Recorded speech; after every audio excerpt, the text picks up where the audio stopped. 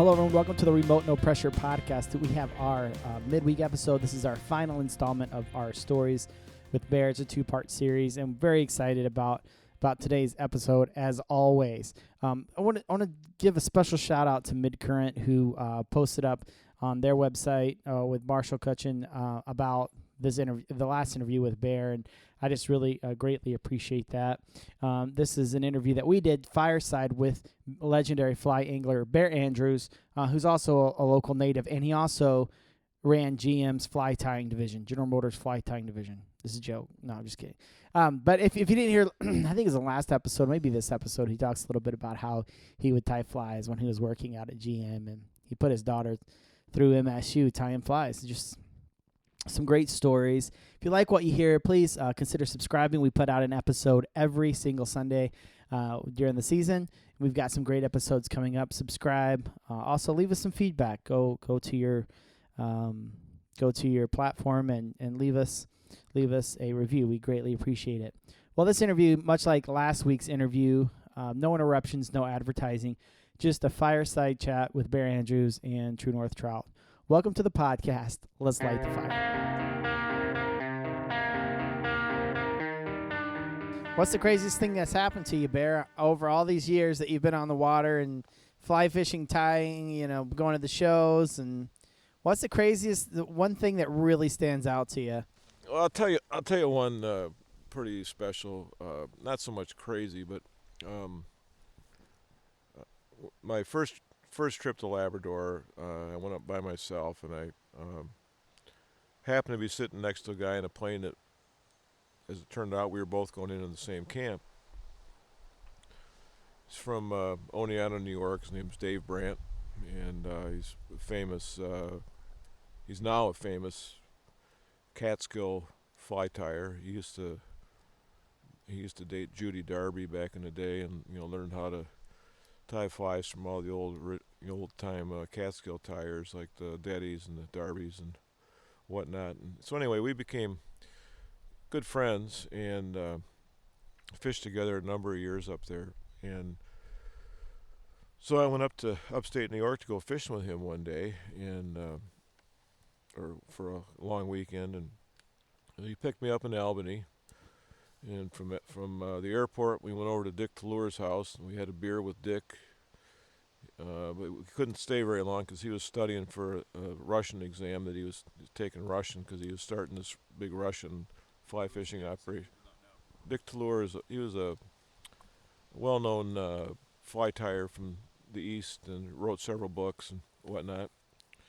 And then from there, we went up and fished the Ausable. And we went into Franny Better's fly shop. He's the one that invented the Ausable wolf and another fly called the Usual. And I think the most memorable part of meeting Franny was, I think he bought the very first toupee that was ever made. And some days he'd have it on inside out, backwards. I mean, he'd just slapping on the top of his head. It just looked goofier. I mean, I'm follically impaired myself, but I mean, I can pick out a toupee at 100 yards. I don't care how much you spent for them. They look like a rug, So then from there, we went down to Roscoe and went into Paul Jorgensen's house and had a little lemonade, and then went and fished the Hendrickson Pool on the Beaver Kill, and ran into oh shoot, what the heck? I knew I wouldn't think of his name. That doesn't matter. He's a famous eastern fly fisherman. He was down there fishing when we were there, and so we're fishing. And you've been on the water when you got a blanket caddis hatch. There's this caddis fluttering all over the place. There were so many bats on the water. It was like a caddis hatch. They were bats. I mean, they gave me the willies. And finally, I mean, I'd have to tuck my head down, like, and just look at my fly when I was changing flies because I couldn't stand to see all these bats flying around. So I finally went up and sat on the bank. And he goes, "What are you doing?" I said, there's just too many bats. He goes, "Oh, I probably shouldn't have told you about the rabies problem we've had with bats in upstate New York this summer." I said, "No, probably not." But, I mean, so then from there, the next morning, we went and had breakfast with Paul, and then from there we went down to the Deddies, went into their shop, and then we ended up. Dave is also the head instructor now had been an instructor, but is now the head instructor in the Wolf Fly Fishing School. So Lee Wolf is the whole reason how I first started going to Labrador. So we go to Wolf's house, and Joan comes out. She was in the process of writing a book, and so she brought us out a plate of crackers and cheese and sausage and a couple beers, and we're sitting on the living room floor with Lee looking at topo maps of Labrador, and he's showing us all the places where he used to fish, and so we were there a couple hours, talking to him about that. So just got to spend time with all those folks at one weekend. It was kind of all the celebrities of the Northeast in one little weekend whirlwind tour. Pretty epic. Yeah, and just I've just from the fly time aspect, I've just been able to travel around, meeting a lot of pretty interesting people. Then I remember I was at a show in Detroit, and I'd been trying to get a fly out of Ernie Hebert for years and years and years. I'd sitting there watching him tie, and I finally said, "Hey Ernie," I said, "would you mind, here's some of my hex nymphs." "Oh, those are really nice. Is you mind trading, take a dozen of my hex nymphs so I could have one of your flies? I've got a brook trout print that you did for the Ernie Hebert Trout Unlimited chapter, and I'd like to frame one of your flies in the frame with it." He says, "Yeah, go ahead and take one of those." So, "Oh, geez, thanks a lot." And there was this young kid sitting next to me who had been watching the whole program as well. And he says, "Son, would you like one?" He goes, "No," he says, "I'm just happy to sit here and watch you." And I'm thinking, Jesus Christ, for 20 years I've been trying to get a fly out of this guy. And he just offered you one. You didn't even ask for it, And then he passes on it. And he passes on it. That's all right. I'm good. Oh, Jesus. What are the stories you remember, Kaz, that Bear has told you through the years? You said there was 3 of them. That was one. Just the number of people that, the Lee Wolf and the Joan Wolf and Dick Tallur, all these, the Deddies and the Fran Better and all these people. You guys have a tradition when you go down the Manistee Steelhead, dropping your waders. That was I don't know if this guy listens to this show or not, so I highly doubt it. but There's only 4 people listening, and 5 of them are here. Yeah, we only get a couple downloads a month. But a good friend of mine, super nice guy. I mean, if he hears this story on the radio, then He'll know it's him. Then he'll go, Jesus, that's why we did that? So anyway, this friend of mine, we call him this guy catches big fish. We call him the big fish magnet. And he and his brother are just so competitive that you can cut it with a knife. And so they're always trying to, one up each other and whatnot. I mean, his brother's not as big an angler as what Scott is, but anyway, so and several of us other guides had fished with Scott or guided Scott and knew the competitiveness between the two brothers when they're fishing together. So we said, well, let's have a little contest. We're going to go up steelhead fishing next weekend, and you got to fish with your own flies, and every time you catch a fish, you got to drop your pants and get your picture taken with the fish. So the birth of social media. Yeah, there you go. So anyway, we get down there, and Chuck Hawkins and I were in one boat, and Scott and Chuck Scribner were in the other boat, and we started out. I mean, we landed 3 fish in a matter of about 15, 20 minutes before they even got down to where we were at. And Chuck's young son, Zach, was with us, and I got some pictures somewhere that, him just cracking up watching his dad drop his pants in the boat, get his picture taken with a fish. Finally, these guys rolled down. It's about time you guys got down here. We're freezing our ass off. We've been taking pictures for the last 45 minutes. And the whole thing was just to make fun of the competitiveness of the fishing deal. So, but You guys have any crazy traditions on the water that you guys do? Randy likes to catch the biggest fish of the day within 200 yards of the takeout. Or twice in the same twice day. in the same day. Or we'll just be packing up at the end of a night, a mousing trip at night, and have our headlights on and knock out a 29-inch fish. No big deal. Randy and I were watching TV last night, and there was this undercover Michigan show or whatever. They were showing all these pictures, and I'm talking about growing up as a kid, all these traditions that we would have driving up north for the trout opener. We'd drive up from Detroit, and we'd stop in Standish for dinner, and then we'd stop in Pinconning and get cheese, and we always drove by this little chicken place in Sterling, Michigan. And last night on this TV show, they had the Pinconning cheese store that I used to go to when I was a kid. Wow. The chicken shop that I'd never been to, but I think I will go there now. I mean, it looked phenomenal, homemade fried chicken. And just all these little things along the east side of the state that I used to stop in as a kid and do on my way to, that was our traditional. And then we always stopped, and then we always had Spam and eggs for breakfast. I still like fried Spam. I do too. My wife hates it. She thinks I'm crazy. Oh, but yeah. I always got a can in the cupboard. When are you going to eat that Spam? That's there for backup. That's there just in case. Yeah. It's good for Yeah. Ain't going bad on you. Nuclear war.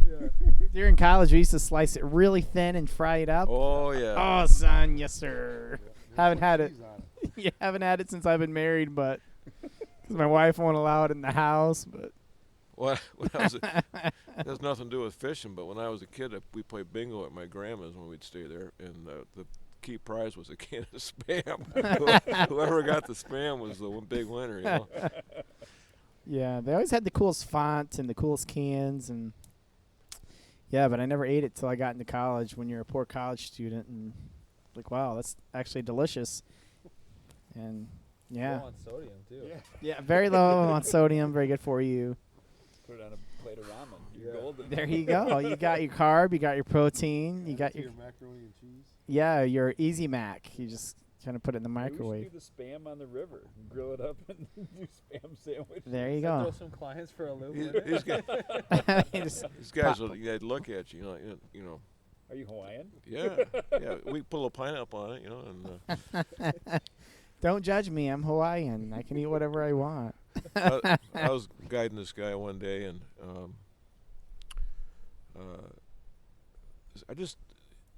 he was a decent caster, but he had really quick reflexes, and I'm Like twitchy quick? no, I mean he was hitting on fish and catching fish where I never even saw the fish eat, Really? and I thought, God, I said so. This guy's name was Nick Harris. And I said, so Nick, what are you doing? You're not fly fishing. He said, he says, I'm the punter for the Detroit Lions. And I said, sorry, I didn't recognize your name. He goes, he says, that's all right. He says, my mom, she prays for fourth downs just so she can see me play. I said, well, since you've been with the Lions, through some of their more record-breaking seasons, I said, I got to share a little story with you. I said, my nephew went to Virginia Wesleyan College, and his first semester he pretty much bombed out, and so he was on super academic probation, and he had to go before the dean and plead his case. And he said, hey Zach, he says, why you've told me you felt bad about this and you're going to do better and all this kind of stuff, but you really haven't told me why you did so poorly. He says, well, he says, my parents have 2 kids in college right now, and so it's kind of a financial burden on them. So I've been cooking in the cafeteria, like 60 hours a week. He says, my grandfather died. We had to take a week off to go to the funeral. He said, the Detroit Lions went 0-16 last season. They didn't kick them out of the NFL.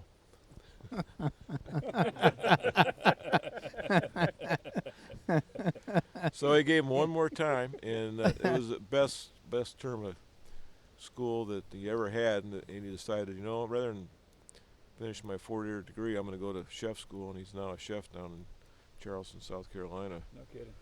And he went through the jungle cock program, actually caught his first trout on his back cast. Huh. Oh, got one, Who was the guy that was the place kicker for the Lions for so many years? Jason No. Hansen. Hansen. So the next time he came, Hansen came with him. Oh, really? Yeah. We were steelhead fishing that time. Have you guided any of the Red Wings? Because a lot of those guys. I haven't. I know Pavel Datsuk was a big fly fisherman, Yes, he is. and my son ran into him up on the Betsy one day. Okay. He was with another. He recognized him as a player, but he didn't know who the other guy was. But Yeah. All the baseball players are pretty big too, fly fishermen. well, Jack Morris was a big fly fisherman. Yep. Yeah. Rick Porcello, I guess. He used to was come really out. good fly He used to come out to Ted Hebert's place in by Hackle. I'll tell you, this is kind of another fly tying related story. I was very fortunate when I was really doing a lot of commercial tying to be good friends with Ted Hebert. And Hebert lived in Laingsburg, Michigan, went to Michigan State University, and was friends with a couple guys that fly fished in college. And so they talked him in to start raising chickens. So he worked with the poultry genetics people at Michigan State University and started having them help him with raising hackle. And he actually went to Andy Miner and asked Andy how he raised his birds, and he's probably the only one that ever did it. And Andy was more than happy to share the information with him. So he goes back and he starts raising these hackles with the help of Andy. I think he got some of the Miner eggs even to help with his brood stock. And so he used to go out there and he sold primarily, most of the stuff he raised went to Bill Hunter and Hunter's Angling Supplies, and then he let a few of us commercial guys have some of the pro grade stuff. And so I was I called up. I'd always heard of Bob Marriott's fly fishing store. It's like the huge fly shop out in California. And they had a big catalog. Anything you wanted was in there. And I going through the catalog, and they had some. Actually, at one point, I sat in the kitchen with Henry Hoffman and Ted, and they were both comparing notes, and Ted was thinking about buying out Henry, and then ultimately, as Tom Whiting actually ended up with both flocks, but.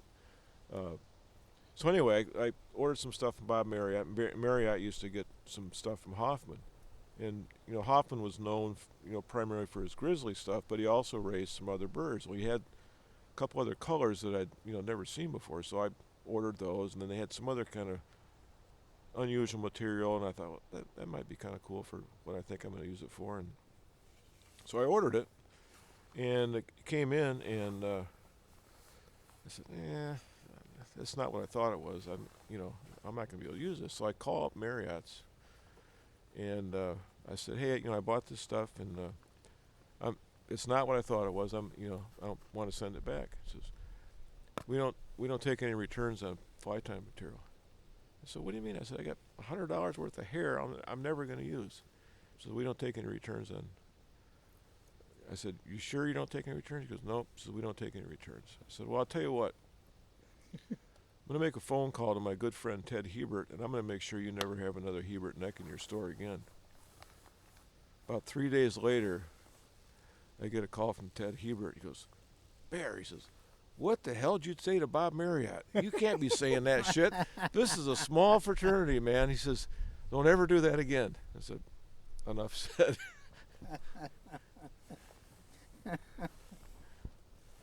But Ted raised some great stuff, and of course, Tom Whiting is his background. He's a poultry geneticist, so with him I always said when they start crossing those two lines, there's going to be some incredible feathers. Whiting's got some beautiful birds. It's pretty awesome stuff, yeah. A couple guys sitting around a campfire talking about beautiful chickens. Love me some chickens. on a Friday night. On a Friday night. Right. It is weird. My wife wakes up at 2 a.m. She's wondering what I'm looking at on the internet, and it's just me watching fishing videos. Right. What's going on in there? Jake from State Farm. Exactly. Khakis. Wearing khakis. Yep, we all know too well. You did something else though, Bear, too. Didn't you do a weekend long fly tying? Oh, the tie-a-thon? Tie-a-thon? Well, I used to, I was a... What put you on the map? I guess is a two-part question. I don't know.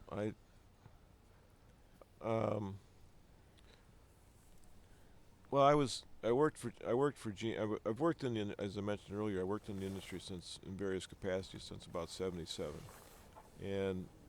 But my 9-to-5 job, I worked as a pipe fitter at General Motors.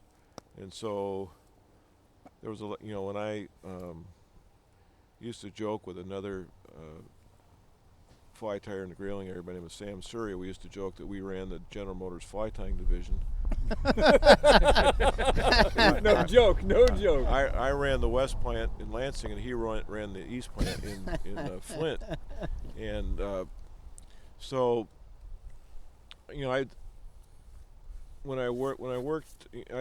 tied fly. I mean, I've tied flies every place imaginable. I mean, I've tied on airplanes, trains, cars, just anywhere. And so I would, oftentimes I would be up when I worked construction. I could only tie flies on my break and lunch hour. But when I was covering a production floor, as long as my floor was running, I'd sit there and tie flies all night. And then I'd go home and I'd tie flies at home. And so oftentimes I'd be up for 24 hours at a time. So I thought, well, if I wonder if I could, sit and tie flies for 24 hours. So I went to Jim Schramm, who was a long time. It's now called Fly Fishers International, but it's still the Federation of Fly Fishers to me. And Jim was a Great Lakes Council president for a number of years, and he was an attorney, and he headed up the Michigan Hydro Relicensing Coalition, which worked with a lot of the hydro dams as they became in disrepair. They needed to either be brought up to standards or they had to tear them down. And in a lot of cases, it was millions of dollars to renovate them, so people just would tear them down. So the coalition kind of was the watchdog group. So I thought, well, if I'm going to sit and tie flies for 24 hours, might as well try and raise a little money for a good cause. So I said to Jim, if you guys could use some money, I'm going to do this thing, blah, blah, blah. So after the first year, it went pretty good. We raised probably $1,800. I did it down at the show in Detroit.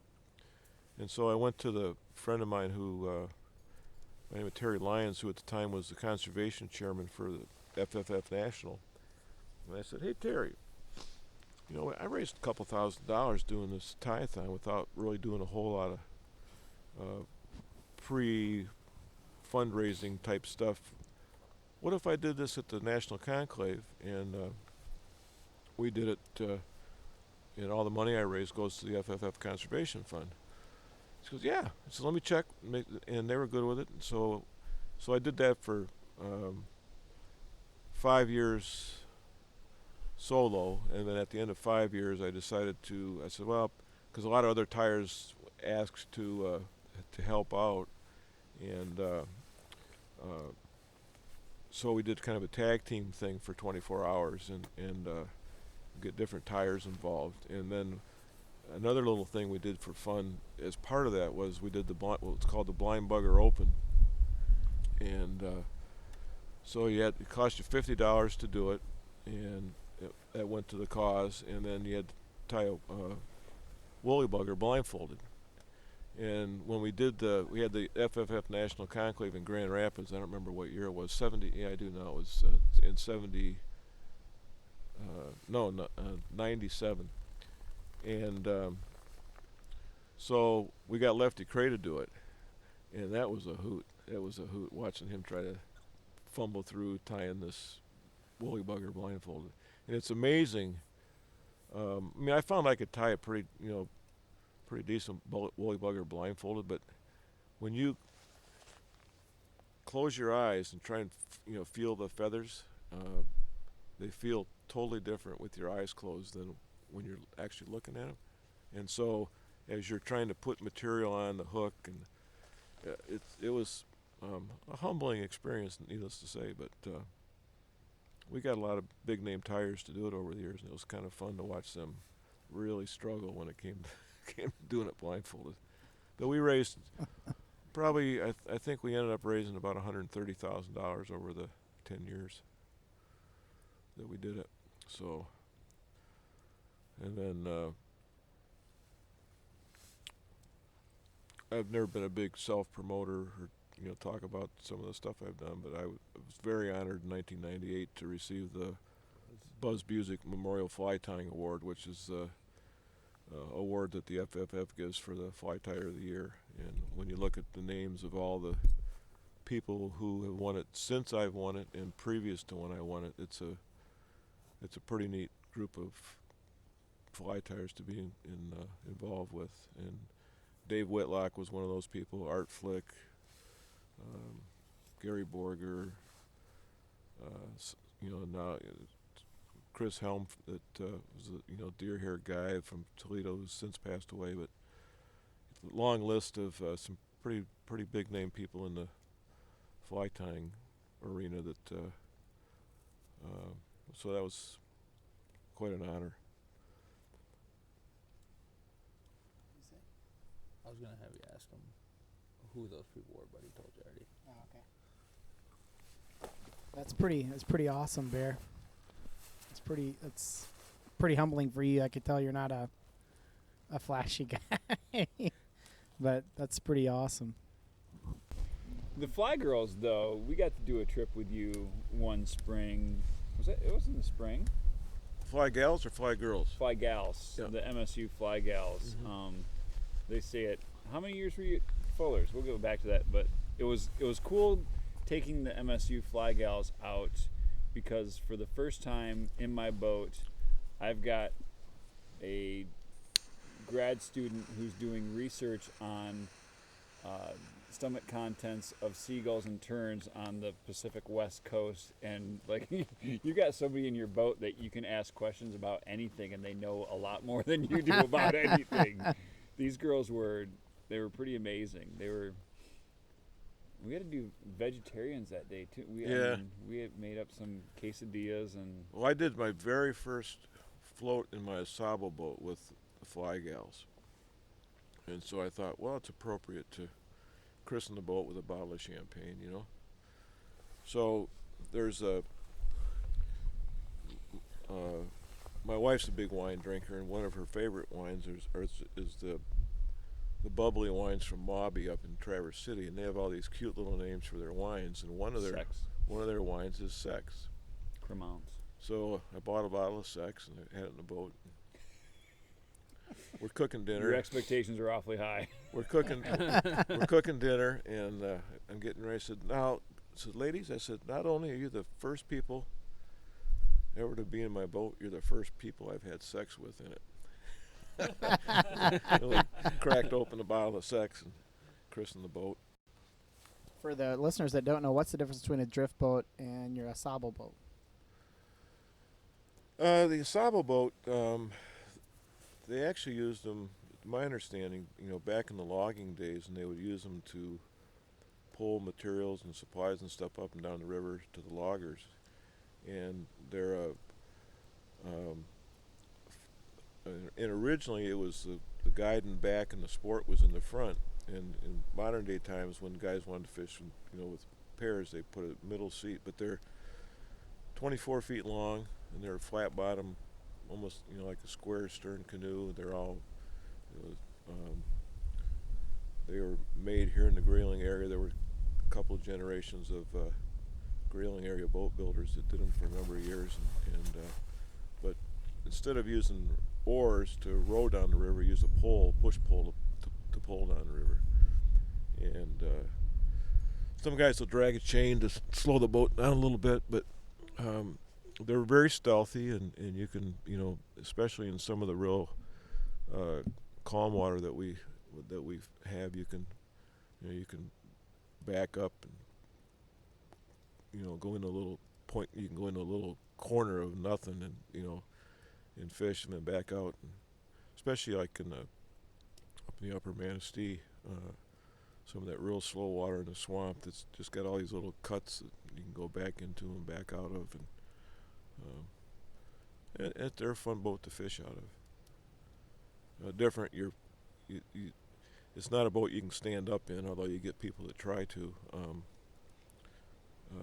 But you're fishing from a sit-down position where most drift boats got to stand up with a casting stanchion that you can stand up and fish out of.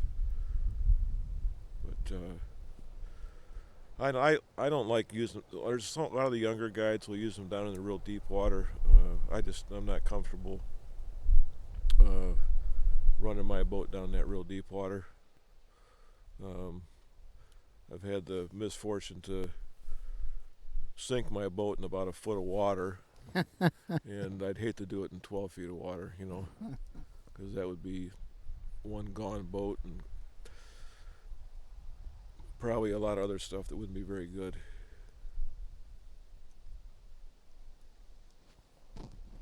Well, thank you guys so much for spending time with us, and talking to us on the podcast here. And thank you for coming up and joining us on the river. And, we made it through.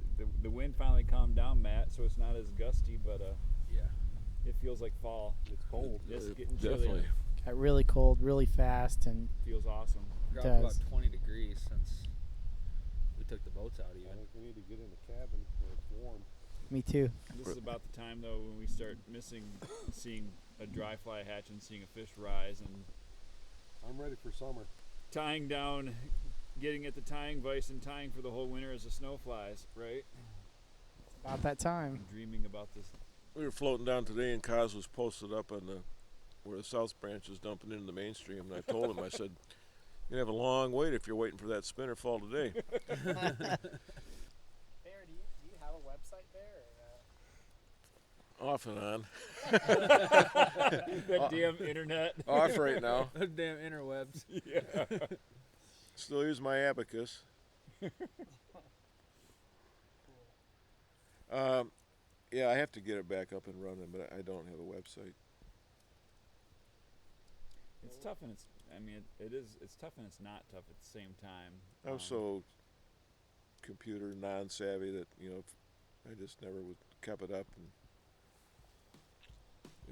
Yep, I know.